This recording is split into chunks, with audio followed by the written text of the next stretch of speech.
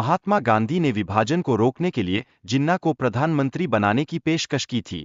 क्या यह सिर्फ एक राजनीतिक चाल थी या गांधी के शांति प्रयासों की गहरी जड़ें थीं? डायरेक्ट एक्शन डे ने दंगों की एक गंभीर श्रृंखला को जन्म दिया। इस भयावहता ने विभाजन की प्रक्रिया को और भी जटिल बना दिया। और क्या यह केवल एक शुरुआत थी? 1946 के चुनावों में मुस्लिम लीग ने 2 प्रांतों में जीत हासिल की, जबकि कांग्रेस ने 9 में। यह असमानता राजनीतिक तनाव को बढ़ाने वाली एक बम जैसी थी। क्या इसके परिणाम दूरगामी होंगे? जिन्ना ने मुस्लिम लीग को पंजाब में सबसे बड़ी पार्टी बना दिया, लेकिन सरकार बनाने में नाकाम रहे। फिर भी क्या उनकी राजनीतिक स्थिति और मजबूत हुई? जब जिन्ना ने कांग्रेस को छोड़ दिया, वह भारतीय मुसलमानों का एकमात्र प्रवक्ता बन गए। क्या इस फैसले ने उनकी पाकिस्तान बनाने की महत्वाकांक्षा को और भी बढ़ा दिया? कैबिनेट मिशन ने भारत को 3 समूहों में बांटने की योजना पेश की, जिसमें मुस्लिम बहुल क्षेत्रों को स्वायत्तता दी गई। जिन्ना ने इस योजना को स्वीकार कर लिया, लेकिन क्या यह समझौता वास्तव में स्थायी था? डायरेक्ट एक्शन डे के दौरान बंगाल में भयानक हिंसा छिड़ी, जिसमें 6,000 लोगों की जान गई। क्या ये दंगे विभाजन की बुनियाद में असाधारण थे या केवल एक संकेत? वायसराय वावेल ने नेहरू और कांग्रेस को अंतरिम सरकार बनाने के लिए आमंत्रित किया।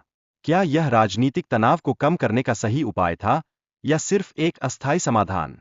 हालांकि जिन्ना ने अंतरिम सरकार में शामिल होने का निर्णय लिया, लेकिन उनकी स्थिति कमजोर हो गई। मुस्लिम लीग को सीमित मंत्रालय मिला, जबकि उन्हें अधिक की दरकार थी। क्या यह उनकी राजनीतिक रणनीति की विफलता थी? नोआखाली में दंगों ने आर्थिक स्थिति को भी गंभीर बना दिया। मुसलमान किसान हिंदू साहूकारों पर निर्भर थे, और क्या यह विचारधारा ने उनके रिश्तों को और खराब कर दिया? महात्मा गांधी ने नोआखाली में गांवों के नेताओं को एकजुट करने की कोशिश की। उन्होंने शांति के लिए सामुदायिक एकता का महत्व बताया। क्या यह एक नई उम्मीद की किरण थी? गांधी को विश्वास था कि यदि लोग शांति से रहेंगे, तो यह उनके नेताओं पर भी असर डालेगा। क्या सामुदायिक एकता अंत विभाजन को रोक सकती थी? गांधी ने माउंटबेटन से अनुरोध किया कि भारत का विभाजन न हो, जबकि कांग्रेस के सदस्य स्वतंत्र पाकिस्तान के गठन पर सहमत हो गए थे। क्या यह एक बड़ा बदलाव साबित होता? गांधी का जिन्ना को प्रधानमंत्री बनाने का सुझाव इस बात का प्रमाण था कि उन्होंने देश को एकजुट रखने के लिए किसी भी हद तक जाने की ठानी थी। क्या यह साहसिक कदम था? नेहरू और पटेल ने गांधी के प्रस्ताव को ठुकरा दिया। यह एक दुखद पल बना, जब गांधी की एकता की कोशिशों को नजरअंदाज किया गया। क्या यह उनकी रणनीतियों के लिए एक बड़ा धक्का था? भारत विभाजन के समय लगभग 15 मिलियन लोग पलायन कर गए।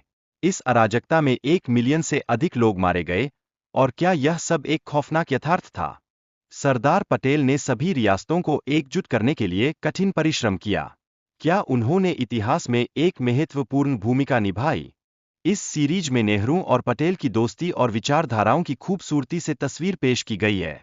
क्या यह जानकारी आपको चौंका सकती है?